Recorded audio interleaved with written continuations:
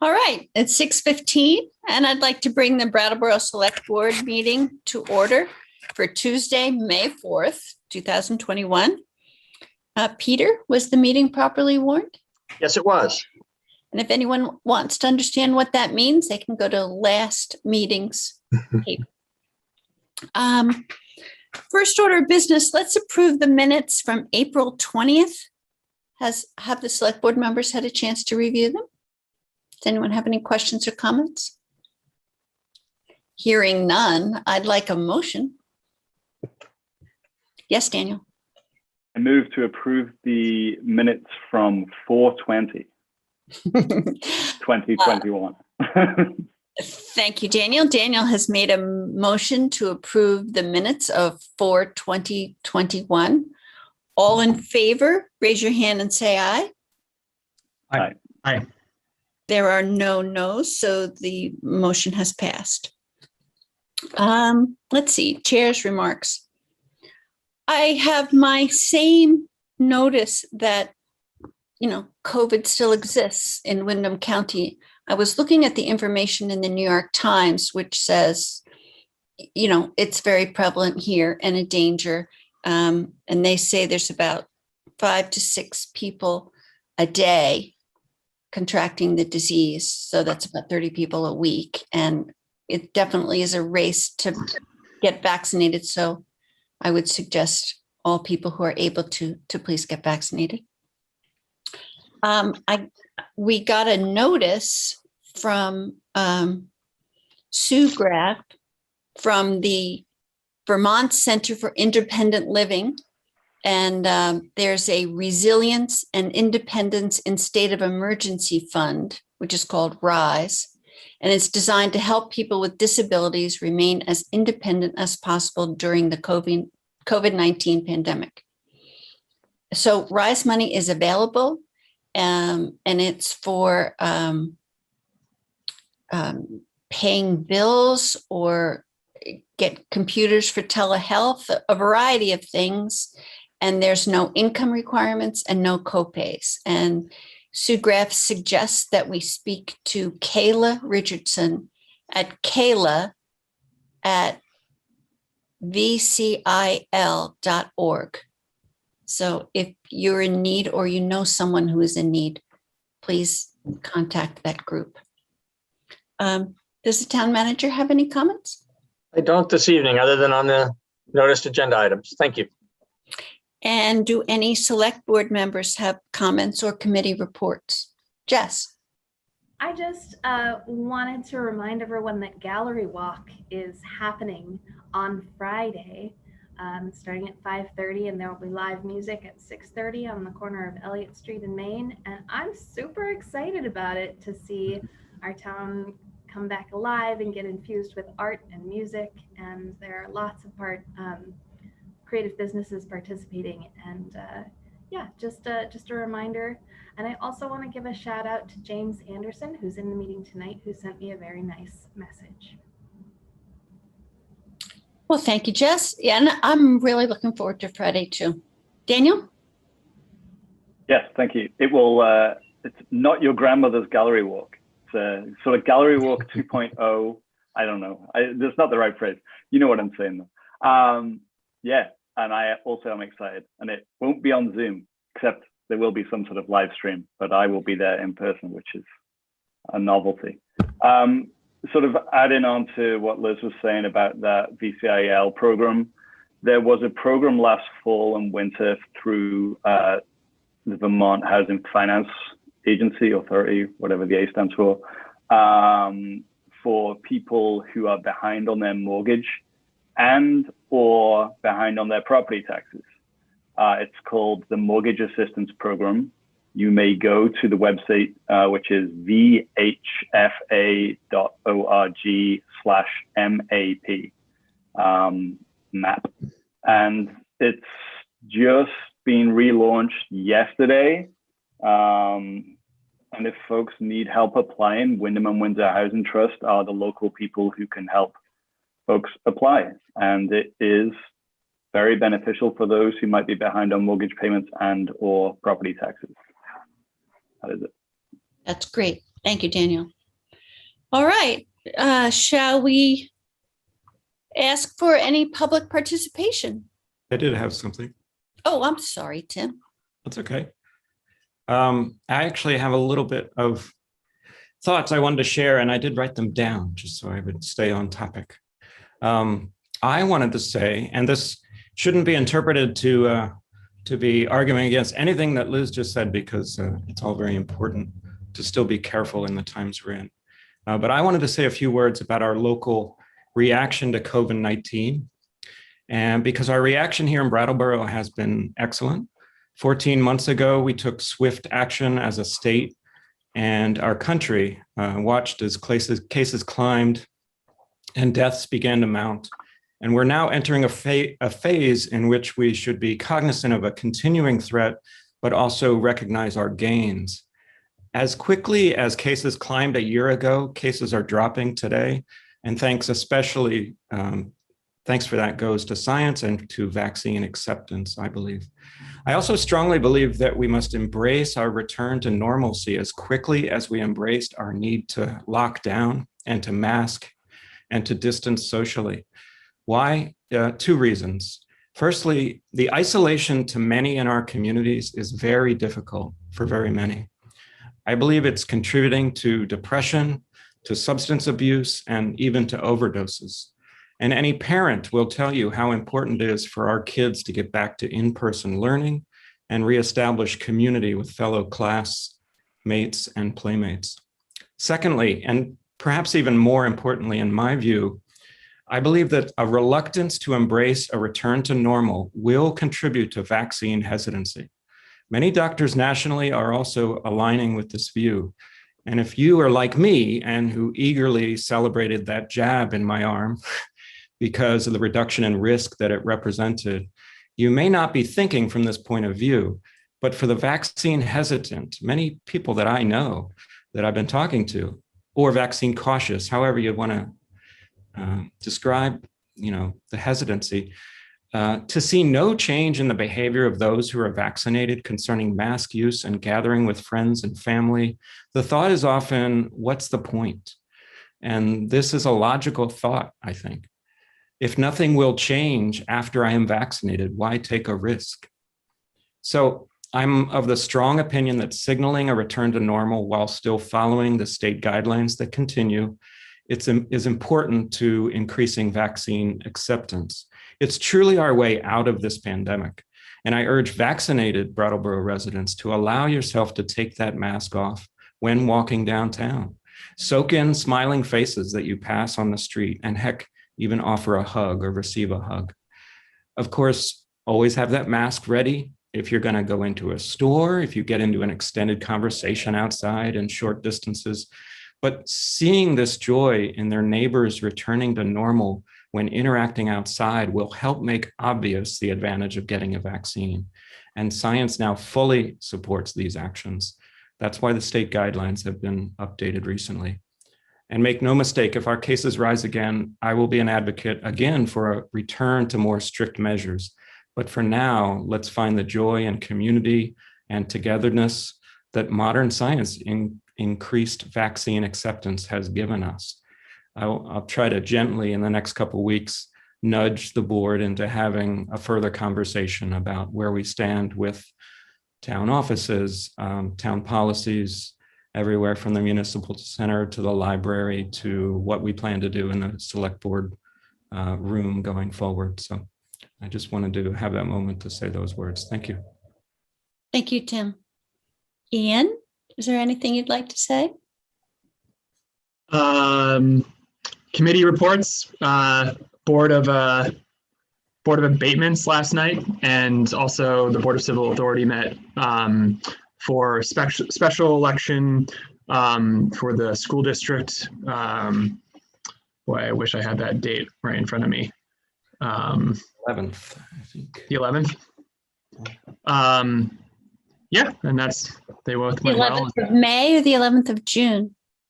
Of May. Oh, Next week. next week. Thank you, Tim. Okay. All right. we good to let the public participate? Is there anyone who'd like to speak from the public? I don't see any hands. So we could become liquor commissioners. Yes, Tim. If you're looking for a motion, I'll make a motion to convene as liquor commissioners. All right. All in favor of becoming liquor commissioners, please raise your hand and say aye. Aye. Okay, 5-0. All right, the Winston Prouty Center for Child and Family Development, Par for the Cause Festival. Peter, would you like to open that up? Yes, please. Thank you. This is an annual event that the Winston Prouty Center holds. It's a fundraiser where they have an evening portion of it that is for adults and involves alcohol, and then the next day an afternoon portion that is for families and doesn't involve alcohol. And for the last several years, as they've held it in this manner, they've obtained the required festival permit for the evening part of this event. It has been thoroughly reviewed by the town staff. It meets all of our requirements, and we recommend approval. I did expect that Chloe Leary from Winston Prouty was going to be in the meeting this evening to speak to it, and I don't see her unless she's on a computer that's carrying somebody else's name. But I can tell you that everything is in order for you to be able to approve this for them to hold their event. Well, I remember we had to, go ahead. Who's this? Stand by. We're gonna. Hello. Chloe's name is Lisa Whitney, so she's having some technical difficulty. Thank you very much. But I might also.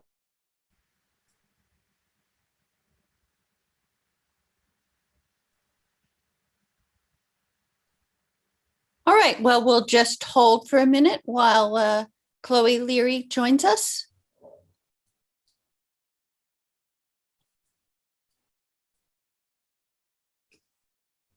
While we're waiting, do you mind if I've been to this in the past and it's a fun event.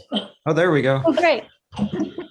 Hello, Chloe. Hi, I'm so sorry. I was talking animatedly at the computer, but I can't change my name, so my apologies. But thank you for giving me a little space to talk. I just want to say, Peter, thank you for that sort of introduction of we've been doing this for a while, and just for the invitation to remind everybody that that we're here and how important early childhood is.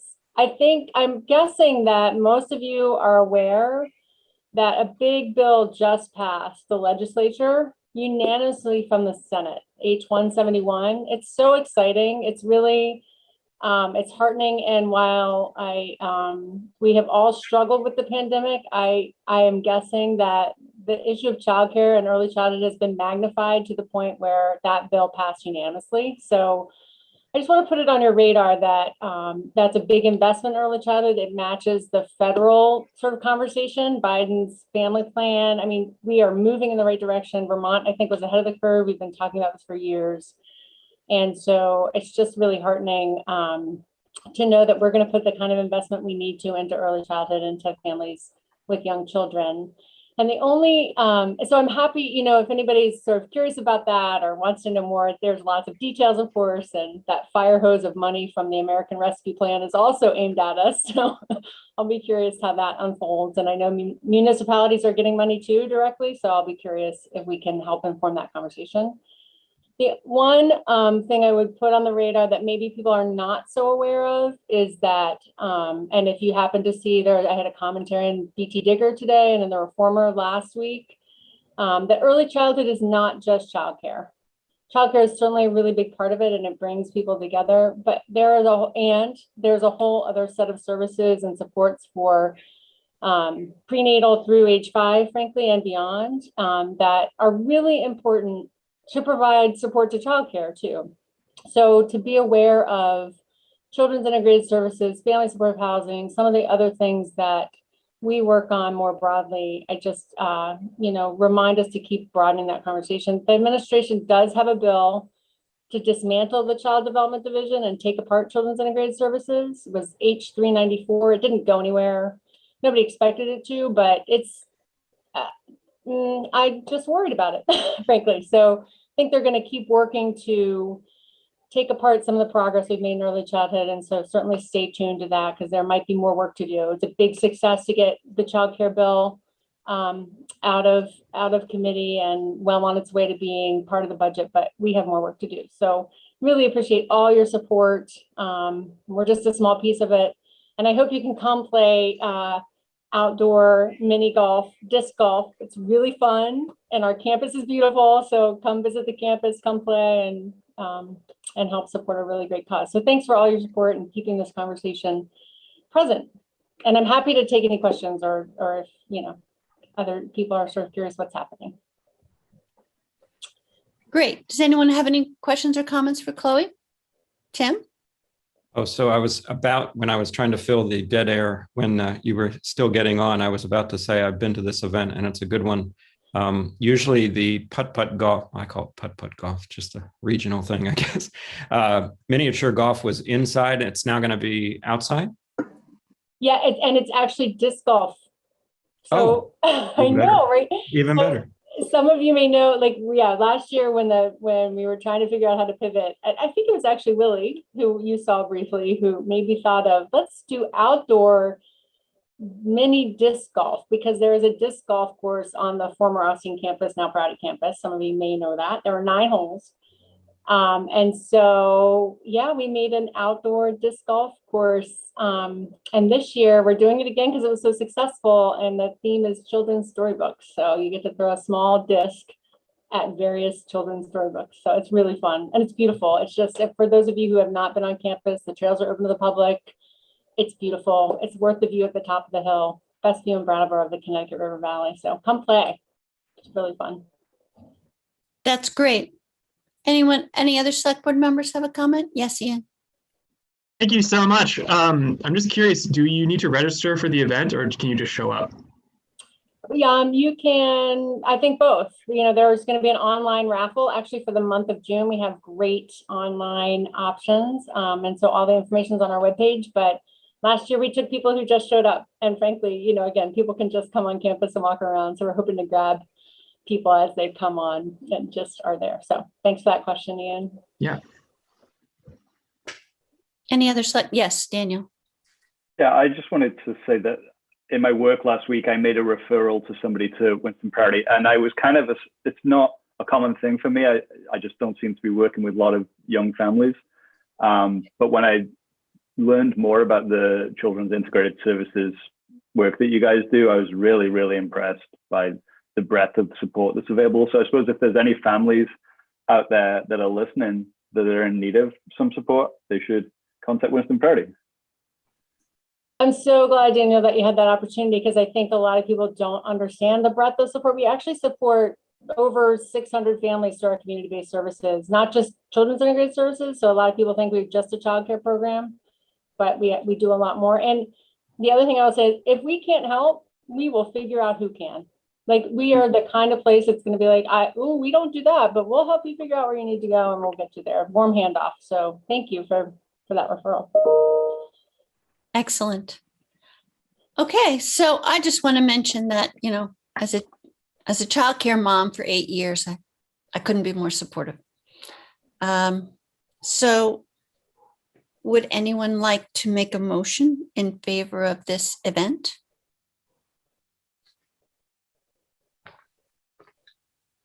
Yes, great. I'll make a motion to approve the festival permit for the Winston Prouty Center for Child and Family Development to hold its annual Par for the Course event June 26th, with the effective dates of the permit to be June 23rd through June 26th, 2020. Great. Jessica has made a motion to approve the festival permit for the Winston Prouty Center for Child and Family Development to hold its annual Par for the Cause event on June 26, 2021, with the effective dates of the permit to be June 23rd through June 26th, 2021. All right, this I'm asking for a select board vote. All in favor, raise your hand and say aye. Aye. Aye. And that was unanimous, so the vote has carried. Thank you all very much, and good luck, Chloe. Thank you so much. We hope to see you come play with us. Yeah. Thanks. Bye. Okay. I'd like a motion to get out of our liquor commissioner role. I move that we get out of our liquor, that we. Get out. Great. Jessica has moved to Deconvene. deconvene as liquor commissioners. Decommission. Decommission ourselves. All in favor, say aye and raise your hand. Aye. Aye. Okay, that motion is carried. Next is, who would like to convene us as water and sewer commissioners? Ian. I move that we convene as water and sewer commissioners. Ian has moved that we convene as water and sewer commissioners. The select board may vote. All in favor, raise your hand and say aye. Aye. And that vote has carried unanimously as well. So, Peter, would you like to start us off with the proposed FY22 Utilities Fund budget? Yes, so this evening we have both enterprise fund budgets on the agenda. Later on, we'll be talking about the parking fund. In contrast to that conversation, which has quite a lot about it that is unusual, and we'll talk about that. We'll put the proposed budget for FY22 in a much broader context there. What we have tonight regarding the FY22 proposed utilities fund budget is actually a pretty normal year. And Steve Barrett and Dan Tyler are here. Dan will make the presentation regarding the operating budget. We do, of course, have the recent approval of the water treatment facilities project. That was huge, an overwhelming yes vote at town meeting. So that's the big news on the utility side, and it's a capital improvement that will last for the next generation or two. Tonight on the operating budget, Dan will be presenting another year of good continuing service within the utility. Great. Dan, would you like to join us? Sure. Good evening. As Peter mentioned, there's not a whole lot of excitement in this budget. Thought I'd just run down through the items and touch base on some of the changes. Starting with the revenue section, you'd notice everything's pretty level. A couple changes are in the water and sewer rents, and those are to reflect the ordinance change. Last year, we're in the second year of the 5-year ordinance, so that there's a 6% increase in water and 1% increase in sewer rents. The other standout in the revenues is the sewage disposal revenue. That's the septage that's hauled into the wastewater treatment plant. There's been an increase from regional haulers as well as Commonwealth dairy hauls in a significant amount of septage aside from what goes down the collection system. That's about it. So we'll jump down to expenditures. And the first section is the Pleasant Valley expenses. This is all the expenses that are associated with the water treatment facility at Pleasant Valley. You'll notice there are some increases in the generator fuel, fuel expense, and electric. These are in anticipation of the plant project, the upgrade project.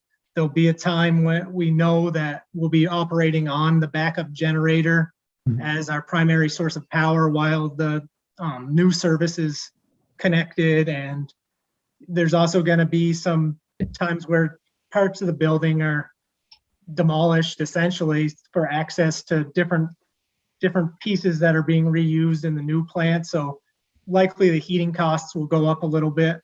So we're just trying to plan ahead for those increases. The rest of the expenses in the PV block are, watershed maintenance, sludge removal, this will be the last time we probably see the sludge removal on there, because once the plant upgrade happens, there's going to be a sewer line that takes all of that waste and runs it down to the collection system. And that's one of the first parts of the project that'll happen. So we probably won't see that one again. Equipment maintenance and supplies, chemicals, those are pretty much level funded. The next category is the retreat well expenses. This is the other water plant. You'll notice some increases right down the board on that one. And that's again in anticipation of the bigger project and our reliance on the retreat wells more than we do typically. There'll be times where the wells will run much more frequently just to add to the water system while the Pleasant Valley plant is at a reduced capacity. Distribution and storage. This is the crew that works out of the DPW shop and does all the service work on the underground piping system, water mains, water services. Pretty much nothing out of the ordinary in their category. An increase in the pipe replacement and repair.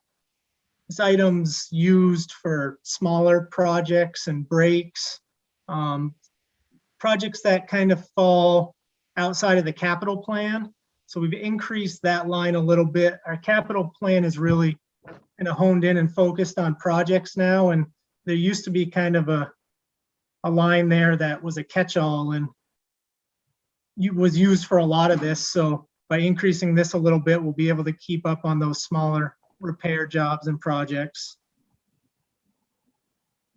The next category is the wastewater treatment plant.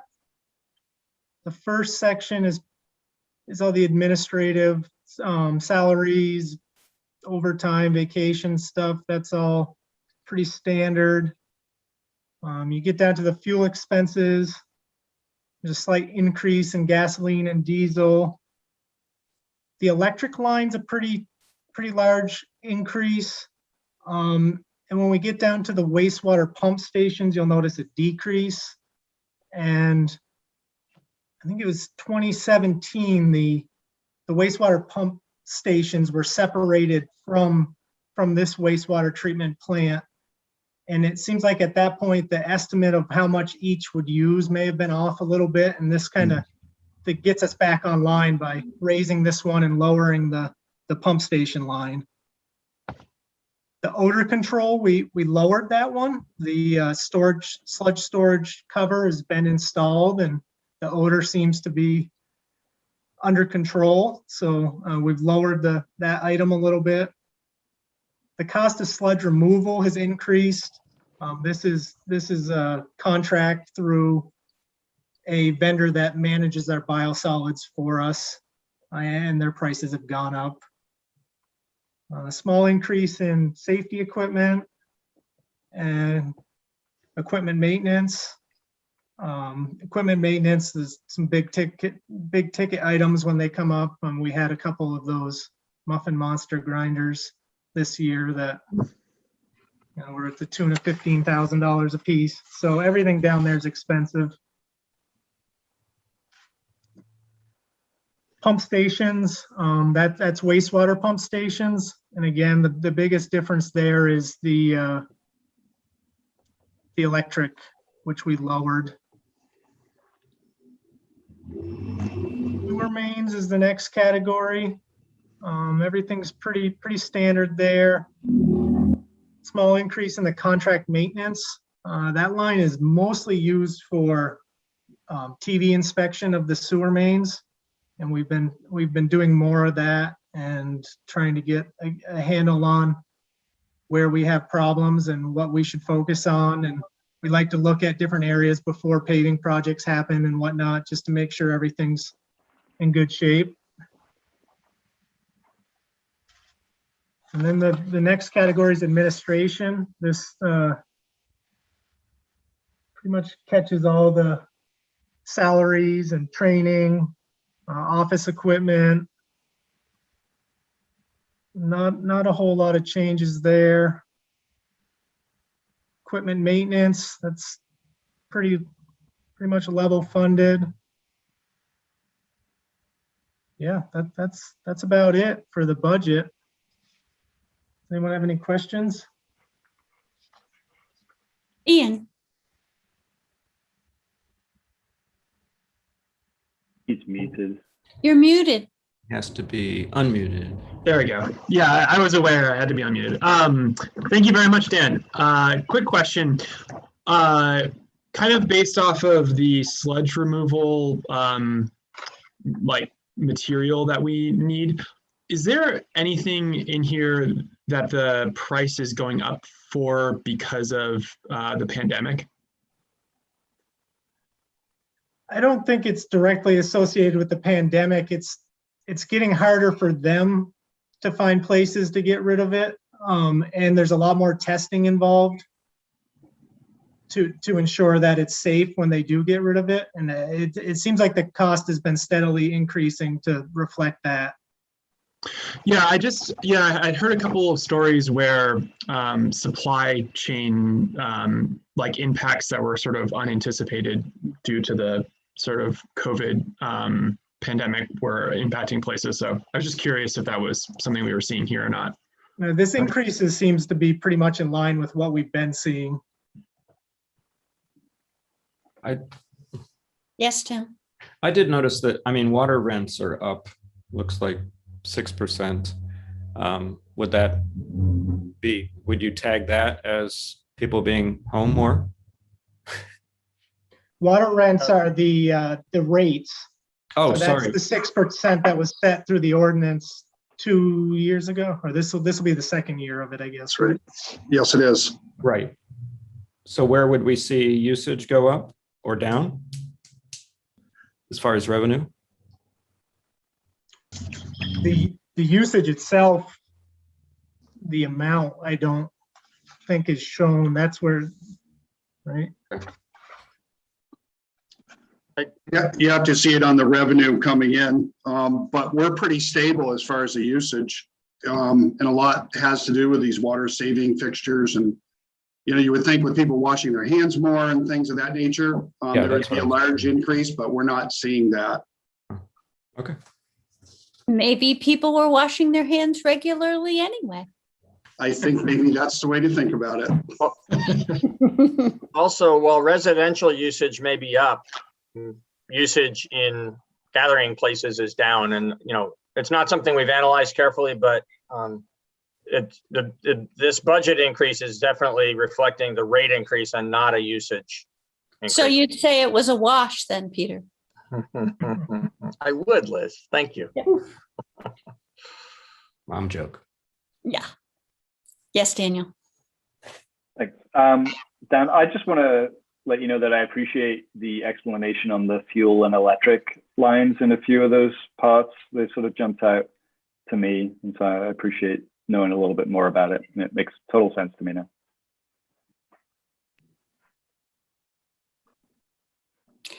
Any more questions from the select board?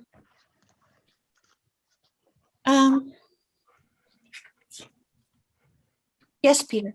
Yeah, I'd like to just, if you're ready, I don't know if you have a question, but if you're not, I just wanted to talk about where we go from here. It'll be true again under the parking fund budget, but again, that's a more complicated conversation. In both cases, these are on for preliminary consideration this evening. It's the first time you've seen them. It's the first time the public's had a chance to see them. If we receive direction, which it seems like on this item we're not going to, which is fine. Like, the theme for this one is it's a steady as we go, really normal sort of year. But if we receive direction from you about additional information you need or changes to be made to either of these budgets, then we will take that action between now and May 18th and then bring you back what you've asked for May 18th for potential adoption of the budget. In this case, if you're content with the explanations you've received and what you've seen, and you don't have any changes or need any additional information, then we will prepare it in a manner that anticipates that you would adopt it on May 18th. Sounds good. Well, thank you, Dan. Thank you, Steve. How's that? How's the hand, Steve? Good. It's all healed. Excellent. Excellent. So we'll look forward to seeing you at our next meeting. And if anyone has any questions in the meantime or concerns from the select board, they can direct them to Peter and he'll get them discussed. Okay? Sure. Thank you and good evening. All right. Would anyone like to make a motion to rescind our convening as water and sewer commissioners? Daniel. Move to adjourn as water and sewer commissioner. Yeah, The word. it. That's it. I better write that down. Big bucks. Rescind was good. Get out was good too. Get out of it. That's my New Jersey talking. Get out of here. Yeah. So Daniel has made a motion to adjourn as water and sewer commissioners. Would the select board care to vote on that? All in favor, raise your hand and say aye. Aye. All right, we have adjourned as water and sewer commissioners. And as regular select board members, we have some new business, beginning with the Whetstone pathway. And for that, I'm very glad that Steve Barrett is still with us. Steve. Hey, good evening. So I'm going to go over the report that I sent to you, the select board, and that way the public will also understand, just as you do, what this situation is at the Whetstone pathway.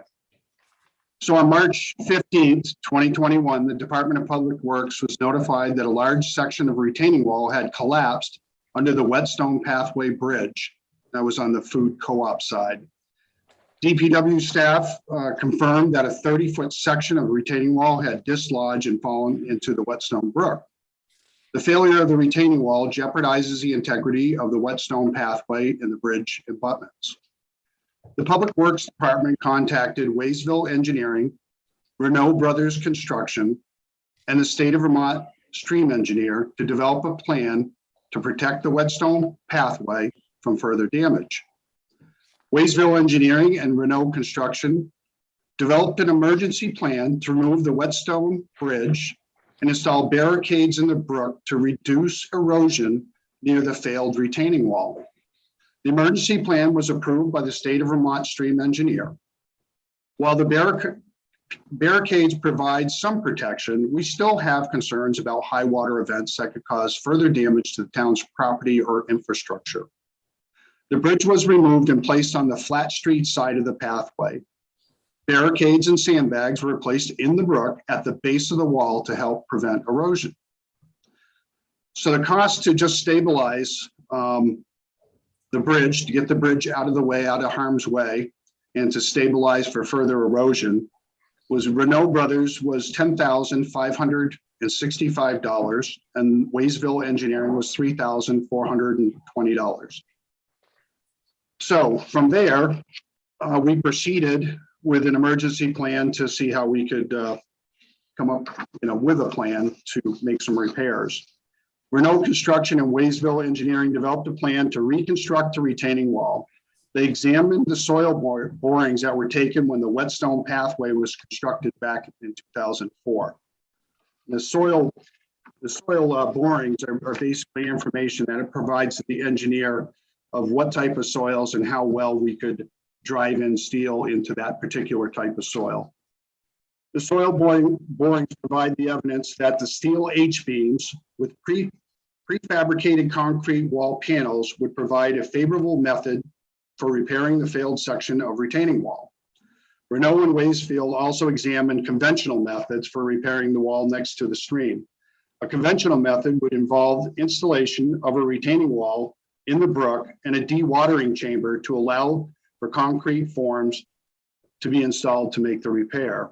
This method would take more time to construct, have a greater impact on the Whetstone Brook, and cost more to construct.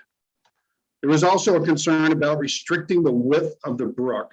During a storm event, this could cause damage to the retaining wall on the flat street side of the brook. You know, as you're probably familiar, these retaining walls are accumulation of different techniques over many, many years to harness the brook at a time. The brook was actually used for its power, and there was a mill on site. So a lot of these walls go back many, many years. So the cost of the repair, estimate to install H-beams with the precast, pre-concrete wall panels, repair pathway surface, reinstall the pathway bridge, restoration of stream bed, and construction engineering with as-built is $95,000. Estimate for conventional repair, and that's to construct a new concrete footing and wall. This method would require additional engineering, revised stream permits, installation of a retaining wall in the brook with dewatering chamber, and the estimated cost for that with engineering is $180,000. So we're recommending that we retain the design and construction services of Renault Brothers and Wayville Engineering to make the necessary emergency repairs to the retaining wall. Renault and Wayville have developed an engineering design for the repair and are able to have the H steel beams delivered in a few weeks. The availability of the Renault and Wayville services and short delivery time for steel will expedite the emergency repair and protect the public infrastructure from further damage. If approved, we would recommend that Renault install the steel H-beams. While there is a high probability that the beams can be installed according to the plans, there's always a possibility in these type of projects that the method could fail. The estimated cost to install the beams is approximately $25,000. We believe this is a preferred method based on the evidence provided by the engineering borings. If the H-beam method fails, we would pursue design of a conventional repair and recover the cost of the steel of the H-beams. So the request that we have is to ratify this time the expenditure of $10,565 for the emergency removal of the Whetstone Bridge and Whetstone Brook stabilization plan by Renault Brothers Construction. And furthermore, we would like to ratify the expenditure of $3,420 for emergency stabilization and design services provided by Wayville Engineering. And then we'd also like to approve the emergency plan to construct an H-wall repair of the Whetstone pathway retaining wall and reinstall the bridge by Renault Brothers and Wayville Engineering for a sum not to exceed $95,000. And that's my report, and I'm certain that you must have some questions. Ian, would you like to begin? Yeah, Steve, thank you very much for that presentation. I was wondering, could you speak to the lifespan of the H-beam method versus that of the conventional method? I think that would be an important thing to consider, considering the fact that this collapse of the wall is, creating this issue to begin with. So. Yeah, so these H-beams they're actually concrete panels that slide into steel I-beams. And so I don't have an exact date or a length of lifespan. I can certainly get that for the board, but I don't have a comparison for that or versus a concrete wall. I don't have that answer for you, but I can certainly get it for you. I know that's this method's used in many, many facilities. In fact, if you go down on Cotton Mill Hill, there's a Green Mountain Power Station that was built just a couple of years ago. And this exact type of construction was put in to protect that infrastructure. So I have some certainty that there's a relatively long lifespan, but I'm not aware of the actual time. So. Ian, yeah. Sorry, just a quick follow-up. Is there anything, Steve, that you have any indication that the conventional method has a longer lifespan? I don't know. Okay. I mean, I'd have to get that information for you. Okay. It's a good question. Jessica? Yeah, thank you. Thanks, Steve. So I have questions. It looks like you don't need revised stream permits for doing this H-beam method. True? we have just learned today, we got an education today, Dan and I, from our local planning department. We met with Sue Fillion and Brian Bannon, and they've informed us that the design that we brought forth to you tonight shows the I-beams protruding into the bridge, the width of the I-beam. And what we discussed was that's probably not desirable, that we should actually take the I-beams and marry that right up to the existing wall. So that's what we're going to propose. We talked to the stream engineer. The stream engineer is good with the method that we propose, but then we start to get involved with some of our local FEMA regulations and our own regulations. So our planning department was good enough to pull us aside, give us an education today. And so we're going to take the recommendation. Instead of going through the process, which they said was very probable that we could be okay with that, we would prefer to take a method to go flush with the wall, so that we're not going into the brook at all. So those permits will go before the local GRB, and then the stream permit from the state, they've already said they'll approve it. Does that answer your question okay? I was going to actually follow up with if the new design, this H-beam construction design, would have an impact on the floodway. And that's what we were told this morning, because we'd have to do a complete evaluation of that stream. Okay, so we'd have to hire another engineer, go through and do an evaluation. So there's going to be another cost if we walk down that road. So we feel that if we just move the beams in, adjust the design that we have, then it's going to go right back to the same condition it was. So instead of taking the chance, so the answer is, yeah, it could affect that stream, because in effect, you'd be narrowing it in that one spot by a foot. Upstream, it may be just as narrow or narrower, but it doesn't matter because we would be changing that brook. So the direction that we're in now, with the same numbers that we presented to you, is to put this in line with the existing wall.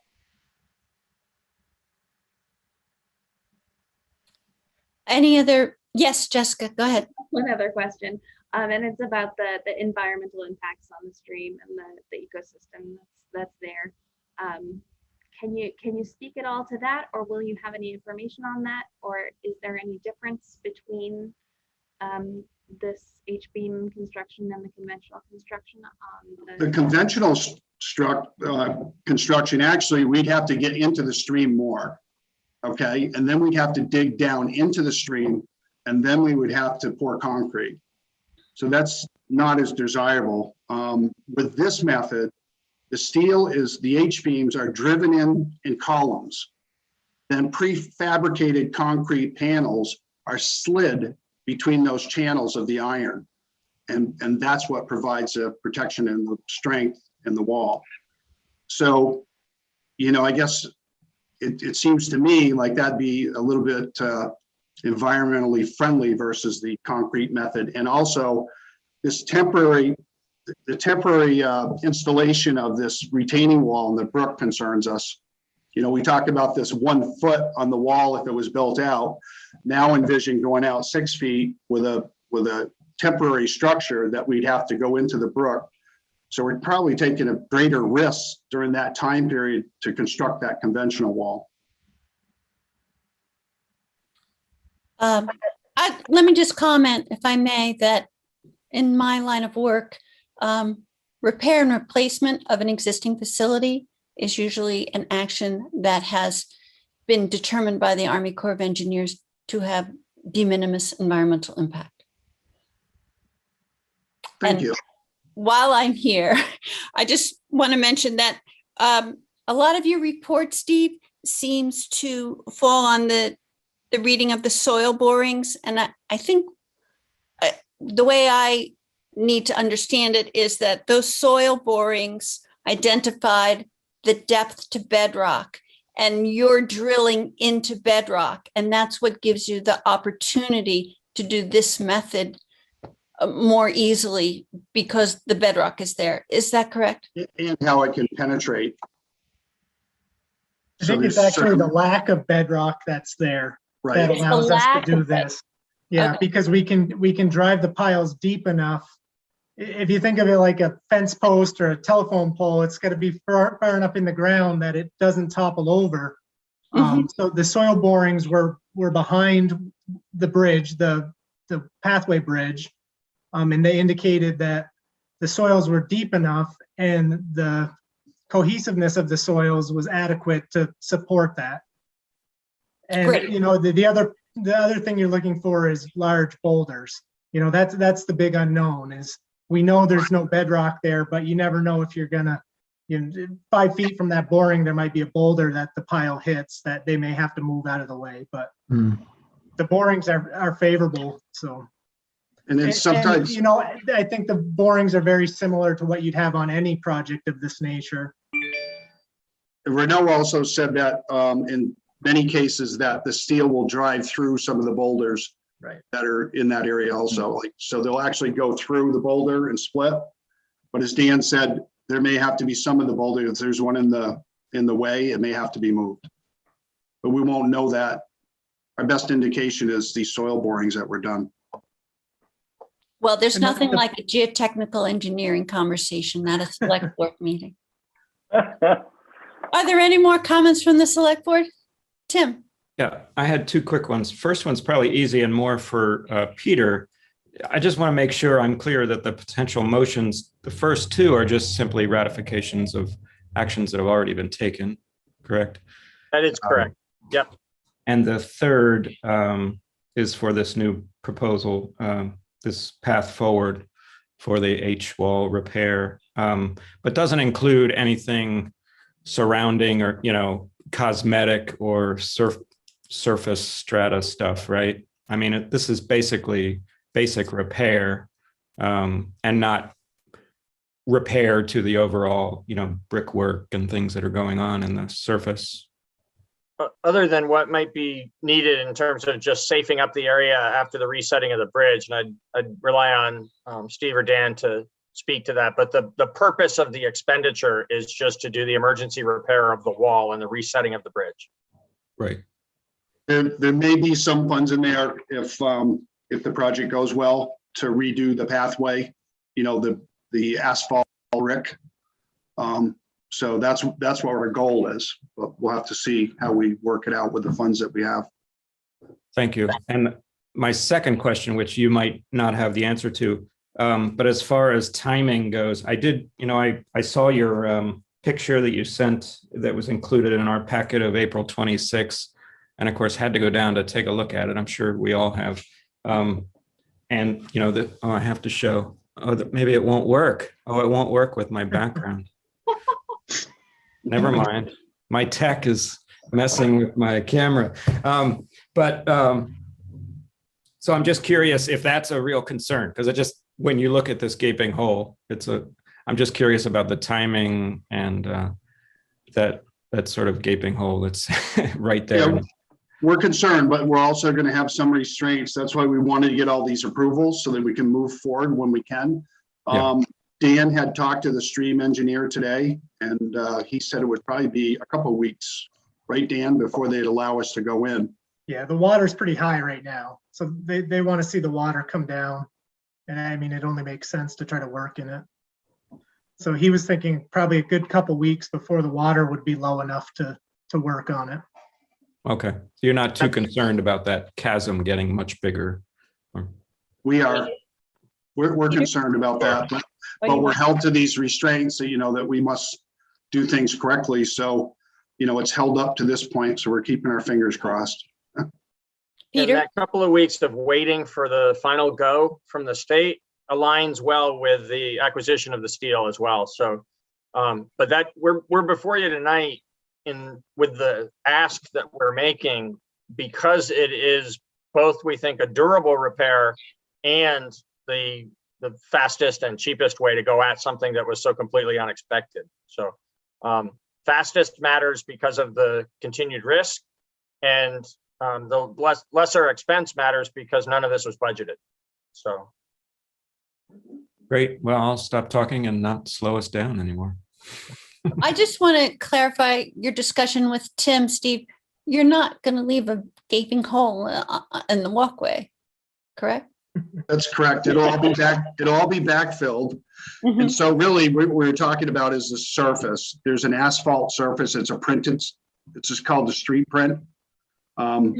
That one element, we're not sure if it's covered under all the funds here. This is to repair, to backfill, to reset the bridge, and then to set the plate to resurface the pathway. And if, so I think we'll have enough money to do it all, but that might be one element that we may need additional funding. We'll have to look just to do the 1 inch of asphalt that's on the top. I would hope they could just throw that in for $95,000, right? Yeah. Daniel, do you have a comment? No. Okay. Ian, did you raise your hand? Yeah, I did. Just one other quick question, Steve. It's unclear from this. So the state of Vermont stream engineer approved the emergency work that just had to get done to sort of like stabilize. But they've also approved the H-beam plan or the conventional plan or both, and that's why it's before us now, or that process still needs to happen. We had an email today. Dan talked to him today, and maybe I'll just explain it, Dan. Yeah, he's reviewed a draft set of plans, and he's, it sounds like he's fine with it. It sounds like their best bet is to keep it in line with the existing wall, so we don't face that hydraulic study and set things back further. But we have to finalize the plans and get the final sign off from him still. Okay. I apologize if that's, I guess I had mixed that up with when you were talking about it earlier. I didn't realize that was also the state. So, okay. No, those are good questions. And again, we're going to go through the local. We're going to talk to Brian Ban and make sure that, we're meeting all the requirements that are, with the FEMA. It's a mapped floodway, so that we need to be careful with that. And so we're going to make sure that we have the permits in place for that also. That's great. Brian's your man for that task. He was an enormous amount of help today, and Yes. he helped us out and he brought this to our attention, and I'm glad he did. His timing was perfect. Well, sounds like teamwork to me. And I also appreciate that these local contractors jumped right on the project and allowed for time in their schedule to get this done right away. Yeah, we found that most helpful, and they did it just by the hour. We used our resources also to help the Department of Public Works, so it worked out really well. That's great. Steve, please send me a text when the bridge is flying around again, because that's just gold for a 3-year-old. So We will. Can't beat that. So does anyone have any more comments? And does the public have any comment? I don't see any. All right. There's a bevy of motions here to be made if anyone would like to make them. Yes, Tim. Hesitantly, I'll make the trio of motions, if that's what I count. I'll make a motion to, 1, ratify the emergency expenditure of $10,565 to Renaud Brothers Construction for temporary removal of the Whetstone Pathway Bridge and implementation of the Whetstone Brook Stabilization Plan. Also, 2, to ratify the emergency expenditure of $3,420 to Waysville Engineering for design services related to the emergency stabilization phase of this project. And finally, to authorize staff to expend a sum not to exceed $95,000 to Renaud Construction and Waysville Engineering to construct an H-wall repair of the Whetstone Pathway retaining wall and reinstall the Whetstone Pathway Bridge. Thank you, Tim. Tim has made 3 motions. Number 1, to ratify the emergency expenditure of $10,565 to Renault Brothers Construction for temporary removal of the Whetstone Pathway Bridge and implementation of the Whetstone Brook Stabilization Plan. And furthermore, to ratify the emergency expenditure of $3,420 to Waysville Engineering for design services related to the emergency stabilization phase of this project, and also to authorize staff to expend a sum not to exceed $95,000 to Renault Construction and Waysville Engineering to construct an H-wall repair of the Whetstone Pathway retaining wall and reinstall the Whetstone Pathway Bridge. I'll ask for a vote from the select board members. All in favor, raise your hand and say aye. Aye. Aye. Okay. Oh, look, my hand doesn't come through on the. That passes 5-0. Thank you very much. And thank you very much to Dan and Steve for their excellent presentation. Now, what's next? 2021 summer paving program. Some of us like that very much. Let me introduce Dan Tyler to speak to that. Thank you. So we advertised 2 paving projects. We split it into 2 projects because they're very different streets. The first one is Heinsberg Road, and it's approximately 1 mile of Heinsberg Road. It's from where we left off last year. We've been fortunate to pave most of Heinsberg Road with Class 2 grant funding over the last several years, and this piece is on our dollar, but we're almost there, and we want to finish it up. And we put that one out separately because it's just a overlay, and the other one's in the neighborhood, and there's a lot more work involved. So we advertised the bid. We received 4 bids. The low bidder was Basin Brothers Trucking for $74.80 a ton. Their cold planing cost was $32 a square yard. That's for the joints at each end of the project.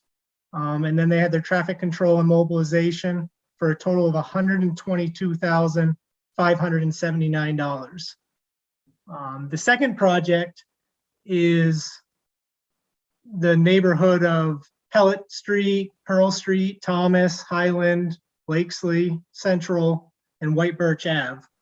That neighborhood, the road conditions are terrible. And unlike a lot of the streets where you see a lot of cracking and potholes, it's really the surface is actually degraded and is falling apart.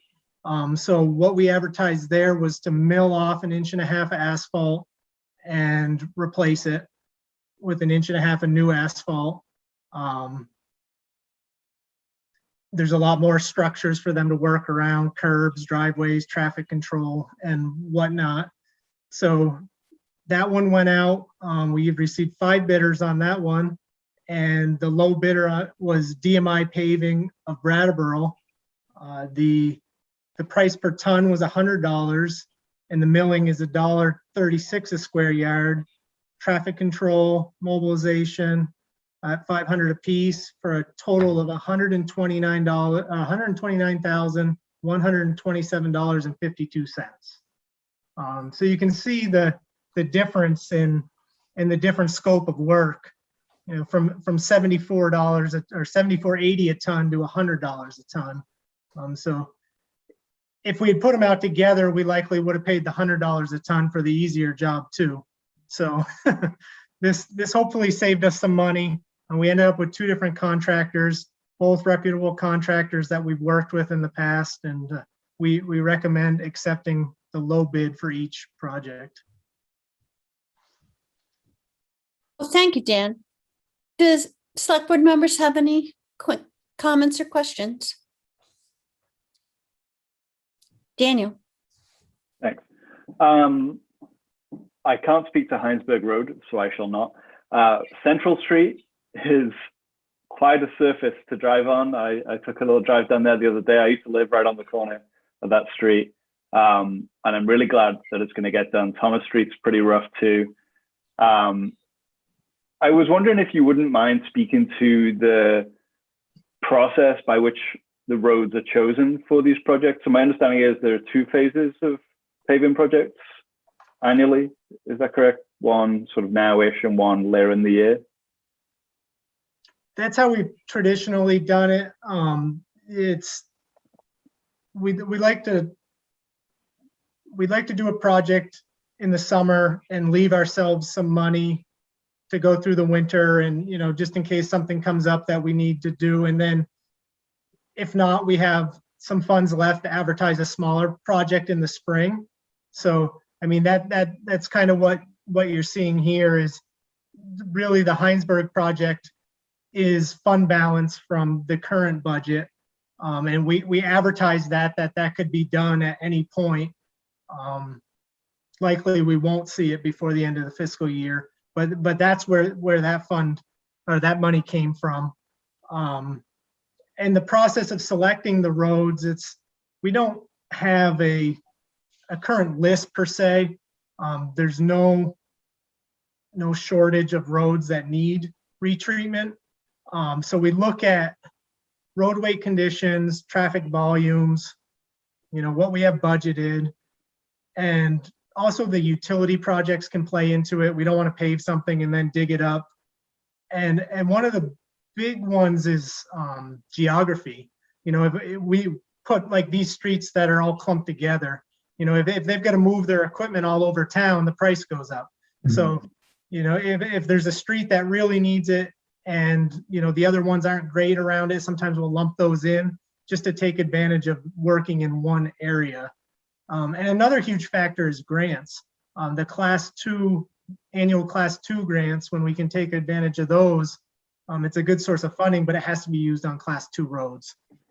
So in the past, we've done several class 2 projects. And as we're kind of developing a list, I think that'll be more useful in the future as we do these projects, because we're trying to implement more pavement preservation measures. And it's going to be more crucial to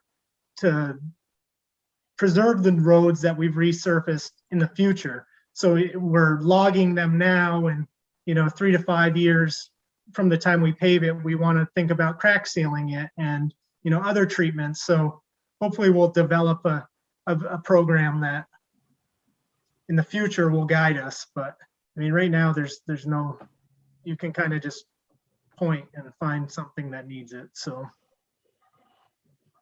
Right. Thank you. Just kind of following on from that. So these roads that have been chosen for substantial repair at this point are the only roads that we plan on, substantially repairing this year, this calendar year? Not necessarily. Okay. We're looking. We're going to advertise a crack sealing project. If funds allow, we're looking into a chip seal project. And we're still waiting for word on the class 2 grants. So Okay. if we can take advantage of one of those, we'll do that as well. And that still will leave us with a fund that next spring we might be able to look at a smaller project as well. Okay. So this is kind of just the initial. We wanted to try to get these out early to try to take advantage of the contractor's schedule and get some better pricing. Great. Well, it'll be really great to get some of those streets done. That, as I said, they're in pretty rough shape. And in our last budget cycle, we put in a little bit extra for paving, and I hope that again we will be generous on that line, because there is more work to be done, as I'm sure you know. And it's not a criticism. I know that we're working with constraints, fiscal and time and labor and all that. But yeah, I think you ask anybody, they can tell you a street that that they wish could get some work on it. So the more we can get in that budget in the fall, the better. Yes, Ian. Hey, Dan, just a quick question.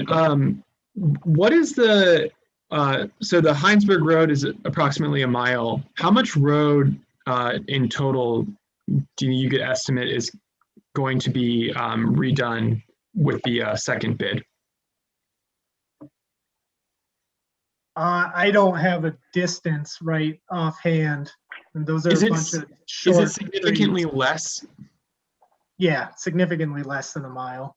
So the pricing being very similar, is that mostly from like the milling that needs to be done and that additional work that's not being done on the resurfacing of Heinsberg Road? The total price is similar, but if you look at the asphalt, the project number 2 is only 1,100 tons. The other one's 1,600 tons.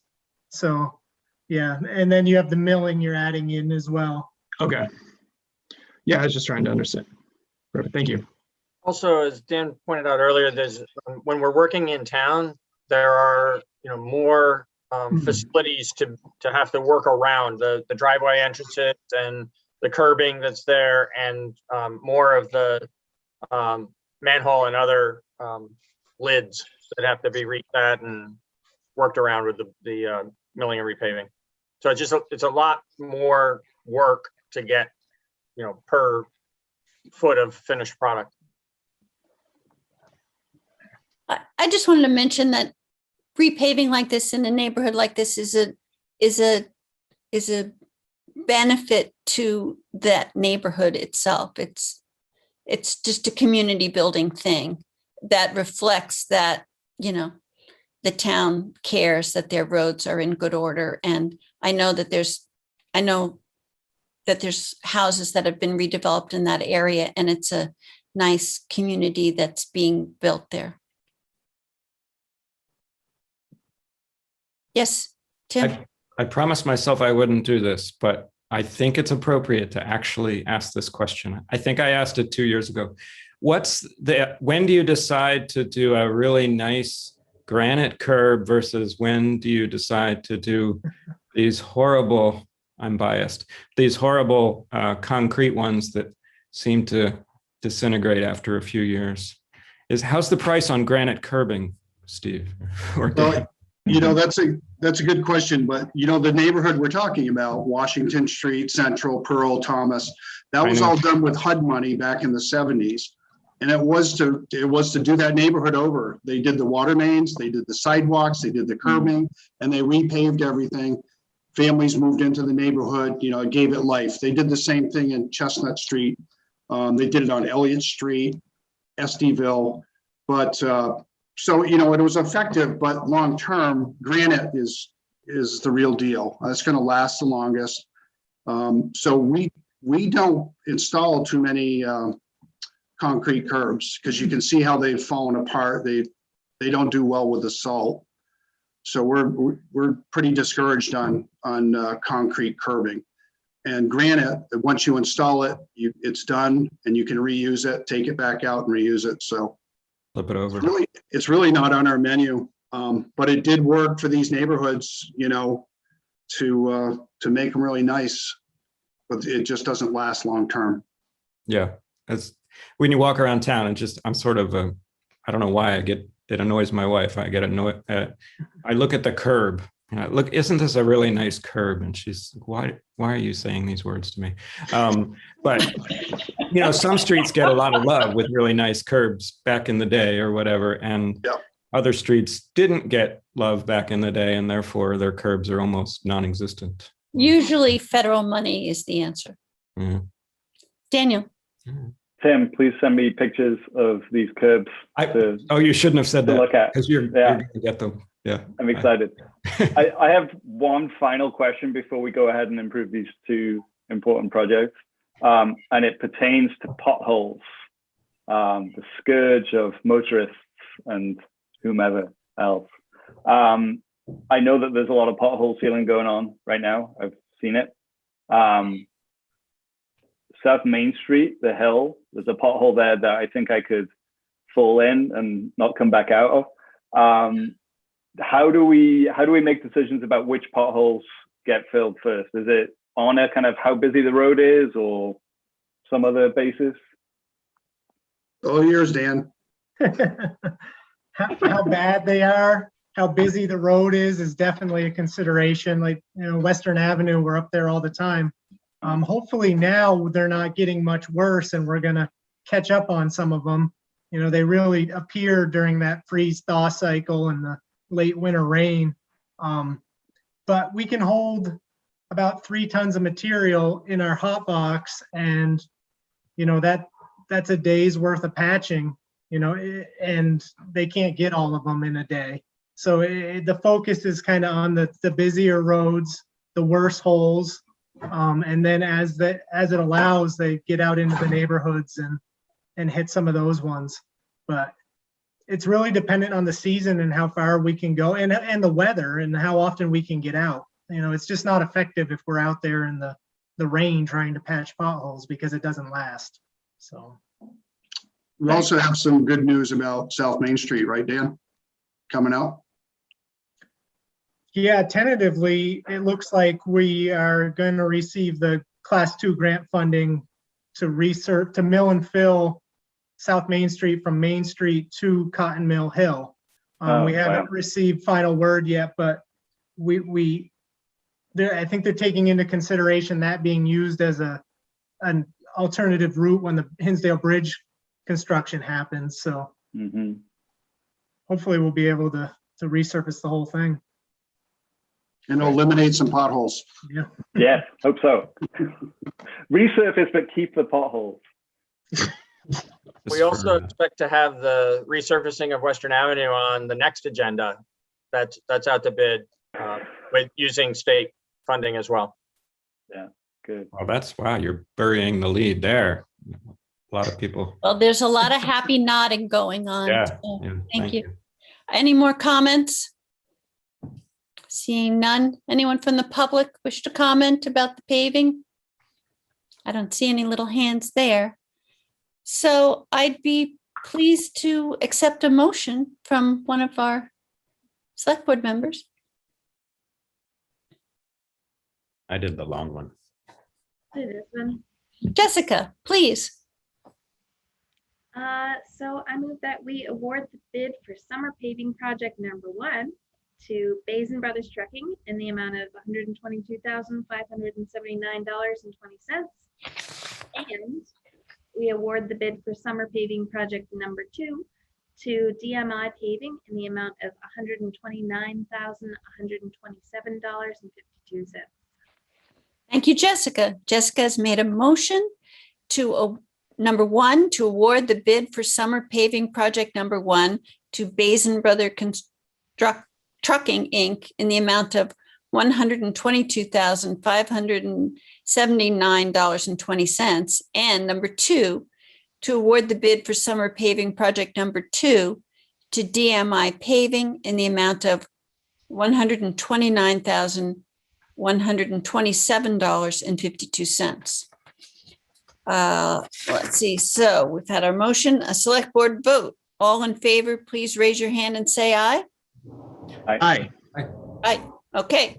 Another unanimous vote. Thank you very much. And thank you to Steve and thank you to Dan. Thank you. And thank you and good evening. All right. Now, could it be the last item on our agenda? Can be. The proposed FY22 parking fund budget. Take it away, Peter. Thank you. So this stands in stark contrast to the discussion we had at the beginning of the meeting regarding the utility fund budget and just another normal year.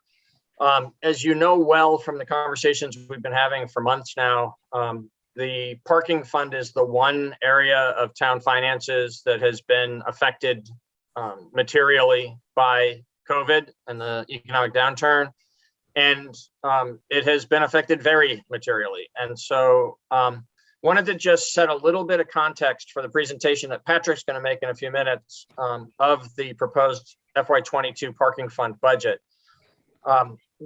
We have information in the materials before you tonight that speaks to a 3-year period, and it is this 3-year period that is the aberration. So the year that finished last June 30th was affected by COVID pretty significantly because of the complete shutdown of the parking system during the last 3 months of that fiscal year. And then this entire fiscal year is being affected because of the reduced use of the parking system downtown and the reduced rents at the transportation center. One thing that we haven't talked about in the prior conversations about the parking fund, but became really evident to Patrick and me as we were working on this material for you tonight, is that, you know, June 30th turning into July 1st just doesn't throw a toggle switch and say, oh, thank goodness everything's better in the parking fund. We expect continued COVID impacts as things ramp back up in the economy, and particularly because of the continued, for the entire fiscal year coming, continued low rent that we expect to receive, the reduced rent for the one space, and at this point, no rent at all for the other space down there. So, so the material before you does present, we are presenting it in the normal format so that you can see the budget in the manner that you're used to seeing it, but the numbers are not anything resembling a normal year. And Patrick will talk in detail about how we adjusted our expectations, how we made what we think are reasonable estimates in the year ahead of how this fund is going to perform because of the continued COVID impact. There's a significant difference for in the 3 separate years that are involved, the one being finished, so we know those numbers. The one we're 2 months from the end of the fiscal year, so we have a really good solid handle on where we think we'll end. We won't be right to the dollar, but we'll be close. And then the coming fiscal year is, you know, it's reasonable estimates, but it's based on assumptions that Patrick will describe. So wanted to set the table that way. We will talk about the overall impact of COVID and how that begins to feather into our conversation that's coming regarding the ARPA funds. But we don't intend to try to provide a level of detail that would enable you to make an ARPA decision tonight. That's going to come later when more is known about this fund and you can relate it to the other potential uses of those funds. We'll begin to talk about ARPA soon, and you'll be making decisions weeks from now about it. But we did want to at least provide the proposed FY22 parking budget in the context of how severely impacted the fund has been. Okay, good evening. Just as Peter explained, there is a lot going on in the parking fund that is highly unusual, really defined as COVID-related losses. But the reality is the parking budget is actually a very simple document. And that is the principal focus of this evening's discussion. So we'll dive right in.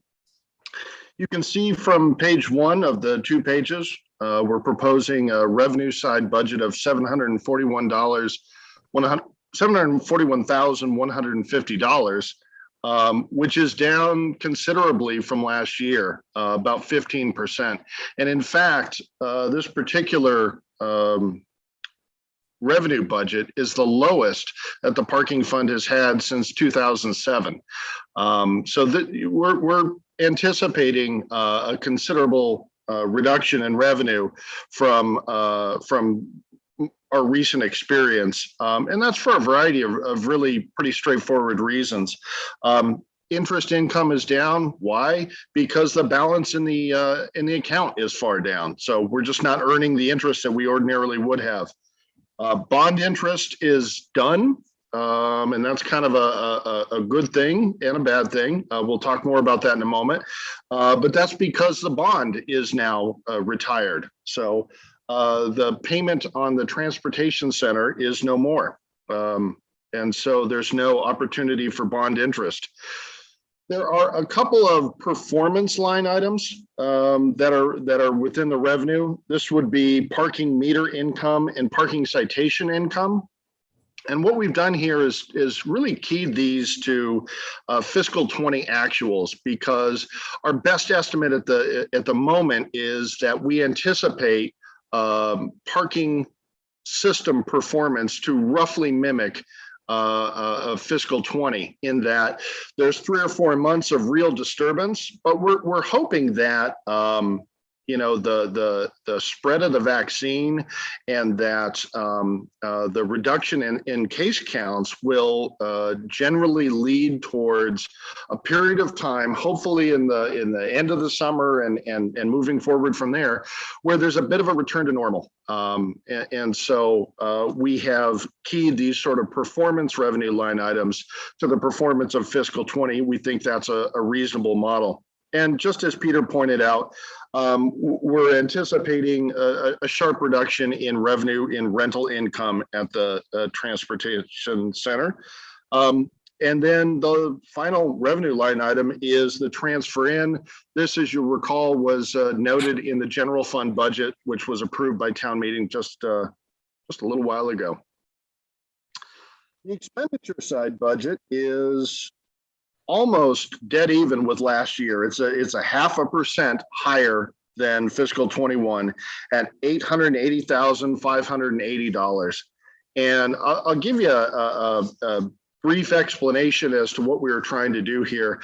We recognize that there were some expenses which were unavoidable. They were the consequence of collective bargaining agreements that were put together a couple of years ago. And so we knew there'd be some increases in staff salaries and things of that nature. And so we tried to sort of nickel and dime some of the operating expenses in a way that would help to reduce that so that we could do what we could to keep the expenses as low as possible and to avoid any sort of increase, given the fact that we're anticipating such a reduction in revenue.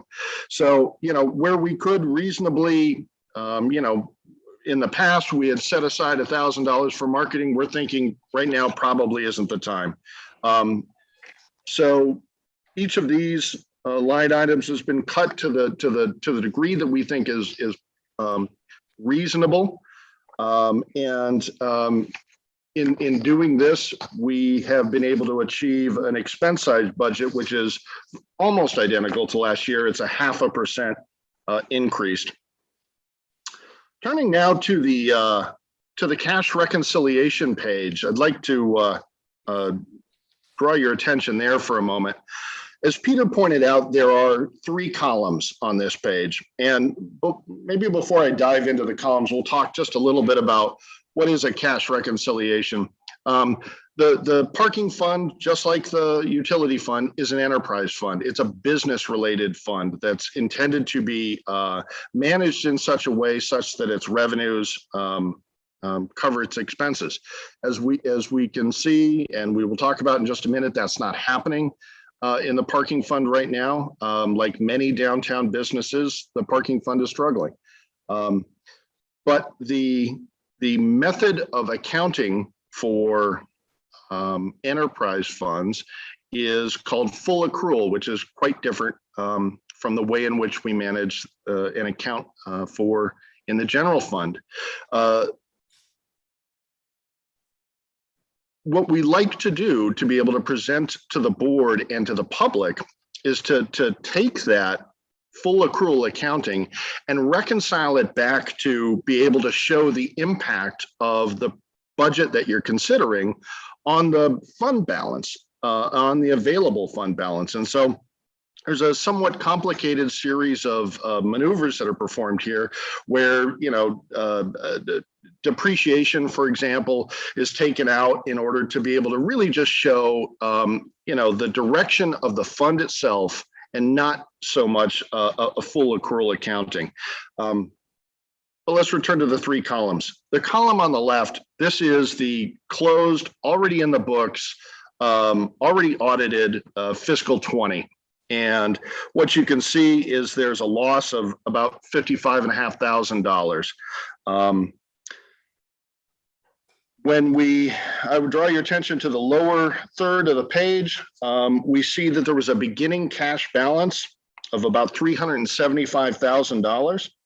We can see the cash reconciliation reduces that by $129,000. We can see that the funds that the parking fund owes to the utility fund have been set aside, and some additional what's called accrual basis to cash adjustments. This is something that Lori Garland, our finance director, put together for us. And this is a combination of things like, oh, I'm going to get this wrong, but things like pension liabilities and other revenues and expenses that occur outside the fiscal year, but accrue to this particular fiscal year. When those are accounted for, at the end of fiscal 20, there was an available cash balance of $69,000. So fiscal 20 was the beginning of a very difficult time for the parking fund. Ordinarily, what we would show you in the middle column is the budget, in this case for fiscal 21. But we all recognize that the budget is no longer a decent way to expect the performance in the parking fund in fiscal 21. And so what staff has done is gone line by line and made a really strict analysis of where we think the fund's going to end. So, you know, we got down to the detail of how many more payrolls are there in this fiscal year, and how many more, you know, bills for health insurance are we going to have, and how many more of this and how many more of that, and worked our way to a point where we're fairly confident the parking fund is going to have an operating loss of about $257,000 this year. As I point out in the memo, this really is not expenses, an expense side challenge, but really a revenue side challenge. So the parking fund, like many other downtown businesses, has suffered tremendously during COVID. We can see that that beginning balance of $69,000 is quite quickly eroded when the impact from deducting depreciation and other cash outlays takes place. I will point out that the $18,000 that the board approved right as we went into winter last year, right at the end of fall, to do the joint ceiling at the transportation center is being carried forward. That's accounted for here. No other capital outlays are accounted for or projected for fiscal 22. But I did want to indicate to the board that that project is moving forward. Unfortunately, it was weather dependent. We weren't able to get it done at the end of last fall. And so we've been working with the contractor, and they're prepared to do that at the end of May or the very early portion of June. We're still working out the details, but that work is coming, and it was important to try and protect that. Well, what we can see is that given the anticipated loss in the parking fund, that we go red at the end of fiscal 21 to the tune of about $122,000, which is unfortunate and something we obviously have tried for years to avoid. It's been unavoidable this year. The column on the right, this is the proposed fiscal 20 budget. You can see it's got a deficit of $139,000. And that's for the very same reasons that we've been describing. The expenses and the overhead are more or less consistent. Revenues are going to be down historically.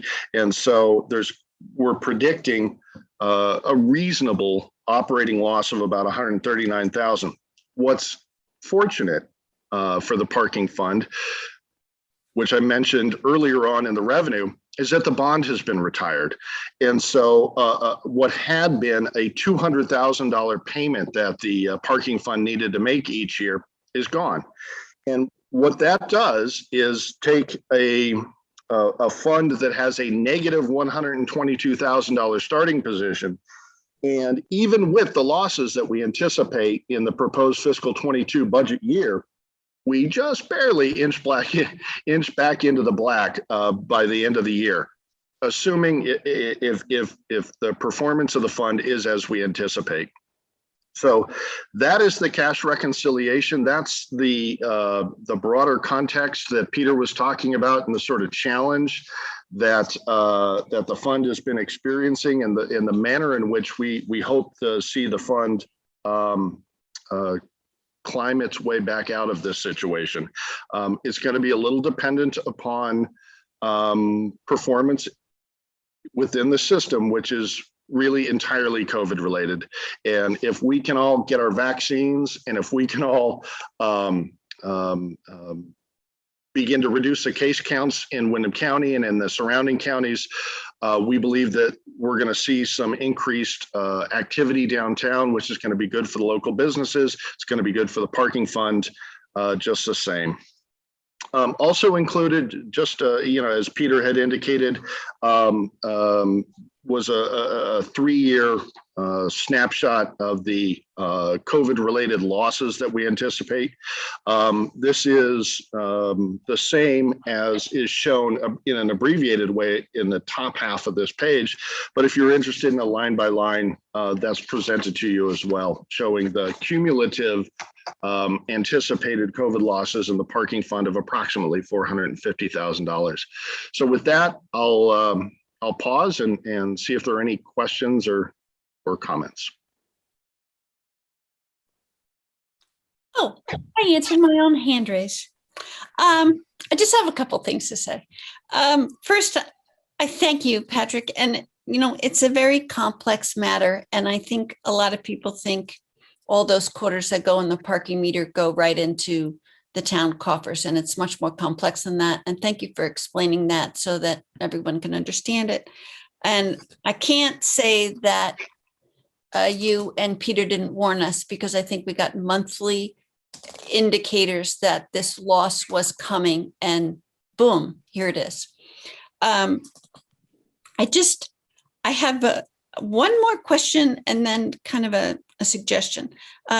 Why were no payments made to the utility fund in 2021 or 2022 projected?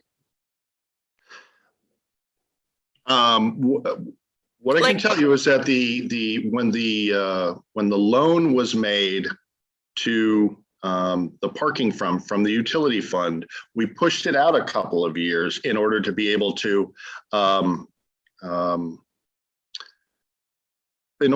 get to a point where the bond had been retired. The idea being that the retirement of the bond would enable to free up money that could then be used to repay the utility fund. Oh, great. So there's symmetry there. I appreciate that. Yes, Peter? Yeah, and I'd just like to point out also that so that was the thinking at the time, and I think it was sound pre-COVID, that if we had continued sort of normal cash flow of this fund, seizing the opportunity to pay back this 268 at the time when the $200,000 annual payment left the fund, just made good sense. It's turned out to actually be important that we waited for a different reason, because we're actually living off of that cash right now. It's shown here as a reservation of the cash balance because we know that we owe that to the utility fund. So it's properly identified when we're looking to see what is our unallocated balance.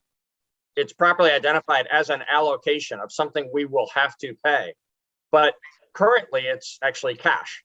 And so the fact that we have that 268, it causes us to have this book balance of available cash, like unallocated cash, being in the red, $122,000, but we're functioning within the parking fund because we're using the 268. We're borrowing from ourselves sort of on the books until we either recover and or pump some funds back into the parking fund from ARPA or from the general fund. Great. So my last comment is really a suggestion that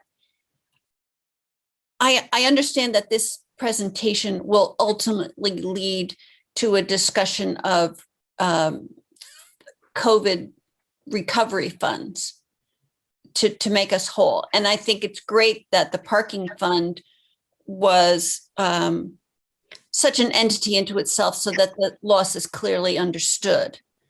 But to me, I'm just thinking that we, in our frugal natures, identified the smaller portion of ceiling of the parking garage when we voted on it in November. And we might all want to think about doing a larger project to get the transportation center in good order going forward while we have this relief money at our disposal. I mean, it's not a match for match, but while that money is available, I think we should set it to that purpose because I think it would serve us better in the long run. And that's just my opinion. Right. Yes, Peter. So there's some initial information about the scope of additional capital work that we see as needed at the transportation center. We will try to have more solid cost estimates to share with you going forward. I don't think we'll have those in time for when you consider this budget again 2 weeks from tonight. But by the time you're substantively making decisions about the uses of the ARPA funds, we should have some more specific information in front of you about the financial, what would make it financially possible to approach the rehabilitation of the steel that is rusting and the more complete sealing of the deck from leakage, so that you could factor that into your thinking when you're looking at the various options for spending ARPA funds. Patrick, I know you said you were discussing with the people who were doing the sealing. Can they be held until we decide whether to do more? Or is that a piecemeal activity? Well, what I can tell you is we first reached out to them probably in like February. And the idea being, okay, guys, we couldn't get that work done because it got too cold too quickly in the fall. But can we be ready to go guns a-blazing as soon as it starts to warm up in the spring? And that made a good deal of sense to me. They came out and met with us. And one of the things they indicated is, you don't want us to do this at the end of March. You don't want us to do this in April. You want us to wait until this concrete has the opportunity to rise in temperature a little bit. So we set out a plan for end of May, beginning of June. And one of the folks who works for the town, a gentleman named Russ Brown, has been in regular contact with them, and they're sort of coordinating their timing around this project. I think there's a realistic possibility, well, there's a certainty that we could reach back out to them and say, you know, if funds were available, would you be able to do the whole project? And if so, you know, what would be the timing for that? And would it, you know, is that, so if funds became available, it's certainly a possibility that they might do the larger project than the smaller project. But if we were to see if they hold their bid till the fall, is that really your question? So that you can make this in the context of a broader decision about the ARPA funding? Yes. Okay. I mean, subject to my fellow select board members, you know, and our combined decision-making and advice from Peter and you and the whole crew. That's just a suggestion that we might want to wait to do the whole shebang. I think the whole shebang is the right, proper thing to do. I think your inclination there is right. That was the project that was scoped out. That's the project we believe to be what the transportation center needs in order to properly keep water infiltration into the occupied space. So doing the whole project is definitely something that staff would recommend. We can begin a dialogue with the contractor and find out about their availability to do the other components of the project and what the impact would be on timing. And we can provide that information when we bring the budget back to 2 weeks from now. It's I guess I'll leave it there. I'm a little concerned about they've already held their price through the winter, and so I'm concerned that they might be very willing to do the larger project and not very willing to hold on to the price they've already bid for it, which will make it a bit of a moving target for us. But whatever is their answer to this, we will get that answer and incorporate it into the material we bring forward for 2 weeks from tonight. And you'll at least have that information in front of you when you're making an FY22 budget decision. Great. I just want to bring that up to my fellow select board members so that we can have, I would just think we should revisit that issue. And then let me ask if any members have more comments on all of Patrick's presentation. No, I found it very helpful. Thank you, Patrick. I'm sorry. Do you mind? I just jumped in. Yeah, no, please. And I just wanted to say that I think if Peter does communicate that, it might be important to say that's not really a way we're leaning. We're just looking to have that information as a what if, because indeed it would leave the same option open in case, you know, they think the pricing is going to go up. I mean, just something to explore. I just wanted to make sure if Peter's getting direction that it's pretty clear for Peter. So. Great. Other select board members? Oh, Tim, were you? No, that's fine. Just to make it really clear, what I'm understanding is a request for some additional information, not at all direction to proceed in a different manner. Great. Correct.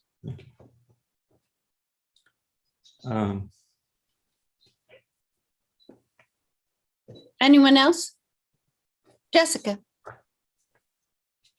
Yeah, just first, Liz, I want to say I'm a big fan of your comments. I think coming from the things we've been talking about on the planning board, my previous role, folks, I mean, the parking garage is a great asset, and the state of the parking garage deters some folks from using it.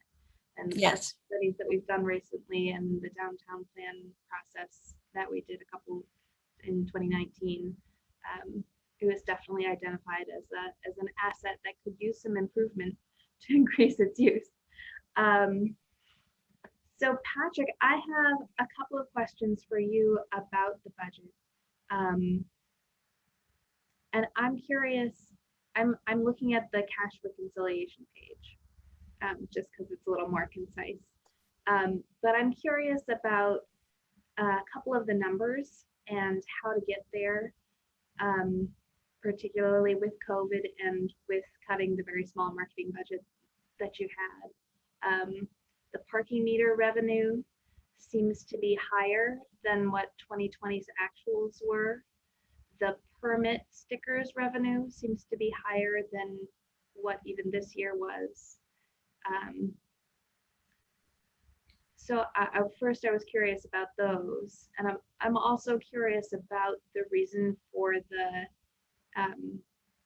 decrease in income in parking fines, which seemed to go up quite a bit in 2021.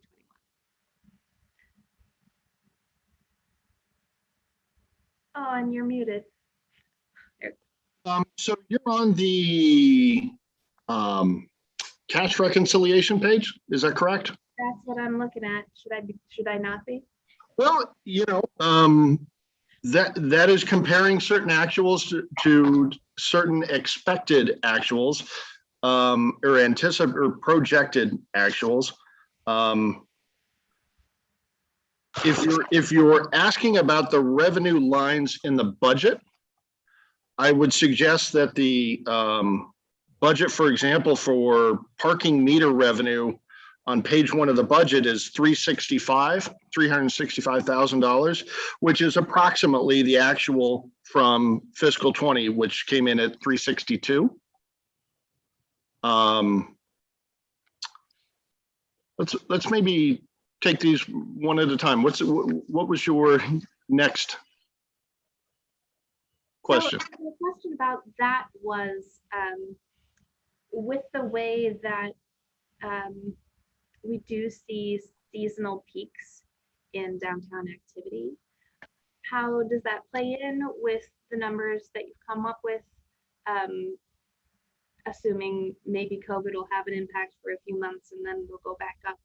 That is summer and fall. That is our pretty active time here in Brattleboro. Mm-hmm. Yeah, I will tell you that we really didn't look at it in terms of which month because there isn't a great degree of month-to-month change. There is some, for sure.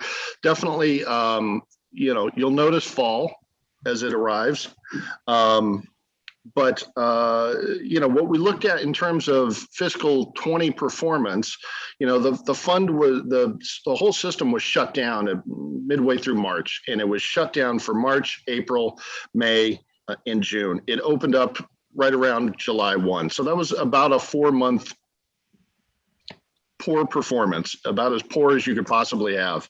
And what we looked at in terms of establishing expectation for fiscal 22 is to say, all right, so what if we have something which is maybe almost as bad as that for 4 months, maybe July, August, September, and October, and then the beginnings of return to normal. I think we might actually exceed that a little bit, but it's tough to say. And, COVID has thrown us a couple of curveballs already. I can recall when we were all heading home in March of last year thinking, well, in 2 or 3 weeks, this will be over and hopefully we'll be back to normal. Well, 2 or 3 weeks turned into 2 or 3 months, and we're now in our second year. I hope that answers your question, at least about parking meter revenue. That definitely answered that question. Peter? And I'd like to answer about the permit and give a little more context to what Patrick just said. Yeah. If it's You know helpful. what, Peter, can I ask you to hold that thought? Because Sure. it's 6 minutes past 8 and we have a promise to our interpreters to take a 10-minute break. So let's do that now, and then we'll continue grilling Patrick on the parking fund. All right, I'll see you all at 8:16. Oh, Jessica? No, just saying goodbye. Oh, okay, good. See you in 10. All right, welcome back, everyone. Peter, you were answering a question or making a comment. Thank you. Yeah, I wanted to answer one part of your question, Jess, and then use it in comparison to another part to amplify the point of sort of what we know and what we don't know, which I think is important in terms of how we put this budget together. So the permit stickers are proposed to be level at $160,000.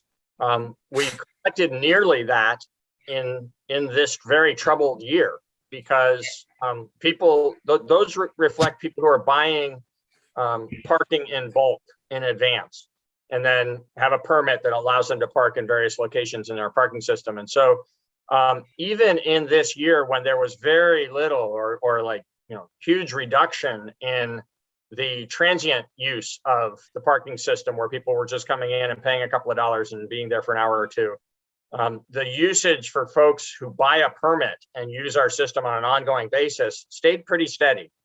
And so we expect that should be just a normal year going forward, and have budgeted accordingly.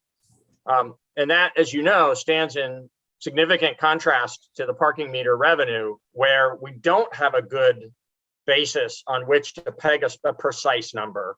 We expect it to be lower than a normal year, but we don't know how much lower. And the figure that we've put in, matching it up roughly to FY20, may or may not turn out to be accurate, depending on how we ramp back up into activity downtown coming out of COVID. But it is substantially higher than the actual from this past year, when there was so little activity. So the $365,000 that we've proposed as a budget for parking meter revenue is $140,000 higher than what we're actually collecting in this fiscal year, when there was such light usage.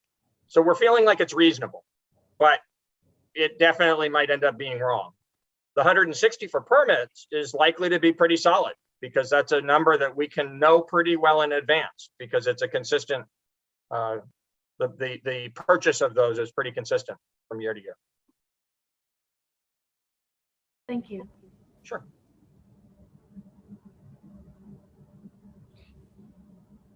Jessica, do you have more comments, right? Or have they all been answered? I just don't remember. I have a dumb question. We accept them as well, but there are no dumb questions, so Awesome. please ask. Awesome. This is just a newbie what is it question. What are hood rentals? I asked the same question today of Patrick, so it's not necessarily a newbie question. So hood rentals represents a situation where what typically happens is a building owner, let's say you own, well, any building on Main Street, and you need to do some work on your building. You might need to have some trucks, some construction trucks, get right up close to the building. And so a hood rental is the way in which we say we're pulling that public parking space out of the public parking system, and we're going to reserve it for this purpose, right? We charge $15 a day for a hood rental, and we put those right over the meter. It takes it out of the whole public parking system, and it's a way in which usually building owners are able to have work done and to be able to get crews close to their building. Is that also the cost for having a park foot? No, we throughout the whole COVID experience, we haven't charged for the parklets. It's been there is some reason to expect that that's probably losing a little bit of revenue, but with the amount of meter traffic downtown, it probably isn't true either. But we have not charged the businesses or the property owners for those spaces for the placement of parklets.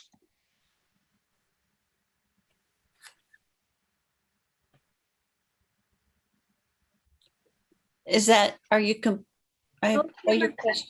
That's it? Okay. Ian? Yeah, I just have kind of a building off of Jess's question. So you may have actually answered it, but I'm just looking for some clarification. So for the parking meter revenue from the actual of the 362,000 FY20, we budgeted 470,000, thinking optimistically, yeah, okay, July 2021, but we're budgeting for FY22 365,000 because we think maybe there could be something between. I guess I'm wondering why we're more optimistic about FY21 and less optimistic about FY22 if we're moving further from the pandemic. I think the good, honest answer to that question, Ian, is that in the early months of this pandemic, we didn't know how long it was going to last, or we still don't know how long it's going to last. But I at least, and I believe the board at the time, didn't foresee us continuing to be in this situation, over a year down the road. And so we were a little bit more optimistic in the preparation of the fiscal 21 budget on parking meter revenue. Our thought was that, okay, we're gonna open the parking system back up on July 1. This COVID thing's going to be in the rearview mirror. We're going to be doing a little bit better than we did the year before because that's how we do it. And well, we that isn't what happened. So at this point in time, we're saying, to be fair and reasonable, we think there's a possibility that we may have performance similar to fiscal 20 with a couple of really rough months, but then a return to normal operations. Peter? Okay. Thanks. And I know I said it before, I'm sorry, but since we're back on that point, I want to reiterate that if you look budget to budget, it begs that question. And the reason that in the summaries outside of the actual line item budget, but in the summaries that are showing the 3-year impact and the condition of the fund, we used the projected year end for FY21 instead of the budget is exactly because some of those figures are so different.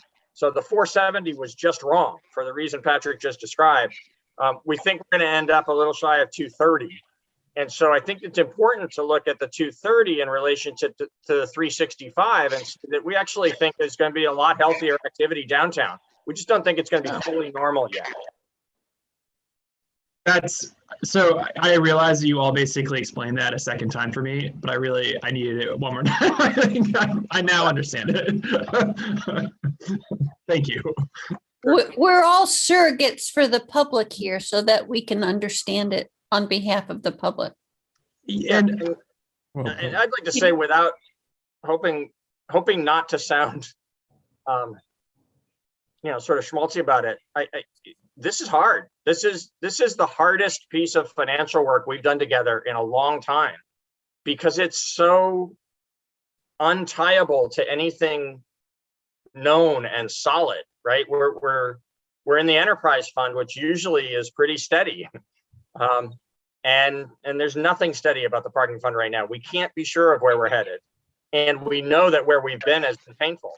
And so this is a conversation that needs to be had in a kind of complex and wrestling kind of way to get to some level of comfort that it's a proper budget for FY22.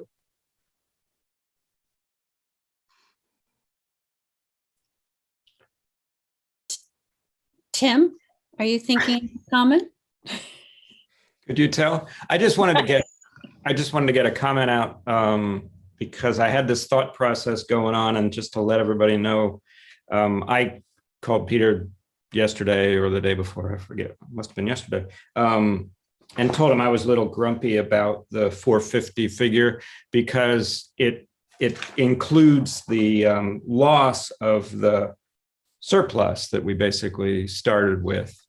And with an enterprise fund, I'm not really concerned with cash reserves like I would be in the general fund. As long as we're at zero in the black, I think it's doing its purpose. It's shifting a lot of these costs away from our taxpayers, and that's really the purpose of having a successful enterprise fund, in my opinion. But in the course of really looking at the numbers and listening to Patrick's presentation, I realized that represents real funds that would be able to go to increased capital projects, which we're already identifying that are important. So I was getting a little grumpy with the suggestion that we might want to consider that much money coming out of ARPA funds, because they're of course limited and they're very much, we hope, one-time funds. Meaning I hope that there's not several pandemics to deal with, needs for those funds. But you have to balance that. So I just want to, that's why I was a little squirrely before about, what direction we give to Peter, because I really feel like we do have to look at the bigger picture for ARPA funds before we can make an informed decision for our parking fund. And I see all the head nods, but I wanted to just kind of voice that because I think it's an important thing to communicate to our constituents that we're not just saying, sure, check it off and spend the first $500,000 on the parking fund or more or less or whatever. Right now, it's just absorbing this fund's financial plight. Thank you. So you're grumpy and squirrely. Are there any dwarfs that you'd like to mention? Sneezy because of allergy season, but thank you for remembering Sneezy. Daniel. I recommend Zyrtec. It's very helpful to me. I would say that I actually am very much in agreement with you, Tim. I had the same sort of squirreliness when I was looking at that $450,000 of potential ARPA money going to fill this hole. And I sort of wondered, there's the actual loss from FY whatever, and then there's the expected loss from this fiscal year, and then there's this projected loss that we don't quite know about yet. And so I was kind of wondering, given that these funds are going to come in 2 installments, if I understand it correctly, that we should certainly fill the whole of the actual and what will end up being, whatever loss is from this fiscal year. But perhaps we wouldn't go the whole way, because we don't quite know what's going to happen, with with the rest of that fiscal year to come. So that's kind of my thought. And, you know, I understand where Liz is coming from and wanting to at least get some numbers on like that capital work that we had originally intended to do. And I think that's the right thing to do. But yeah, I don't want to kind of like commit, you know, substantial chunk of money towards that work just yet. And especially given the need all over town in lots of areas. And I really look forward to having some good conversations about how to use that money most effectively to do work that will have long-term benefit to the community that we've been unable to do, perhaps, or, you know, or work that, you know, is beyond our reach at this time. So yeah, just want to kind of let you know, Tim, that you're not the only one.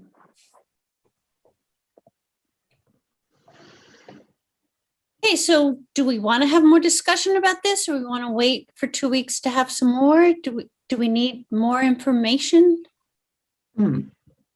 Yes, Ian. I had just one line item question, probably to Patrick. I'm on cash reconciliation page. The cash outlays so do I understand for FY21, the 218,000, that's the bond, and that's the 18,000 for the ceiling.